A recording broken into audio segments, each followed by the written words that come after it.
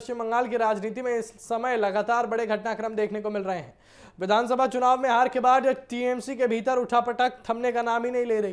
पहले पार्टी की वरिष्ठ नेता चंद्रिमा भट्टाचार्य ने सभी संगठनात्मक पदों से इस्तीफा दिया और अब पार्टी के भीतर बगावत और नेताओं ने पाला बदलने की चर्चा ने राजनीतिक माहौल को और गर्म कर दिया है। ऐसे में सबसे बड़ा सवाल यह है कि क्या टीएमसी अपने सबसे मुश्किल दौर से गुजर रही है।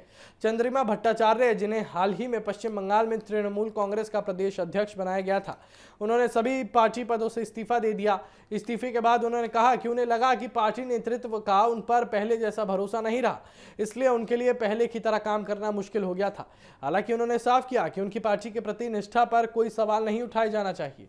इधर टीएमसी के सामने एक और चुनौती खड़ी हो गई है। पार्टी के कई नेताओं और कार्यकर्ताओं के दूसरी राजनीतिक पार्टियों की ओर जाने की चर्चाएं तेज हैं। कुछ जगहों पर संगठन को लेकर विवाद भी सामने आए हैं। पार्टी का आरोप है कि विरोधी दल उसके नेताओं और कार्यकर्ताओं को अपने साथ जोड़ने की कोशिश कर रहे हैं, जबकि सत्ता पक्ष जो है इसे तृणमूल के भीतर बढ़ते असंतोष का नतीजा बता रहा है। इस घटनाक्रम में इसके बीच ममता बनर्जी ने भी कड़ा रुख अपना दिया है। उन्होंने बागी नेताओं को खुली चुनौती देते हुए कहा कि अगर किसी को पार्टी छोड़नी है तो वो खुलकर जाए और राजनीतिक मुकाबला करे। साथ ही उन्होंने ये भी आरोप लगाया कि विरोधी दल जो है तृणमूल कांग्रेस को कमजोर करने की कोशिश कर रहे हैं। राजनीतिक जानकारों का मानना है कि ममता बनर्जी का यह संदेश पार्टी कार्यकर्ताओं का मनोबल बनाए रखने और संगठन को एकजुट रखने की कोशिश है। विधानसभा चुनाव में हार के बाद तृणमूल कांग्रेस लगातार संगठन में बदलाव कर रही है।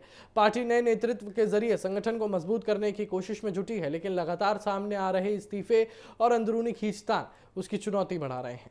ऐसे में पार्टी के सामने सबसे बड़ी जिम्मेदारी अपने कार्यकर्ताओं का विश्वास बनाए रखना और संगठन को दोबारा मजबूत करना है।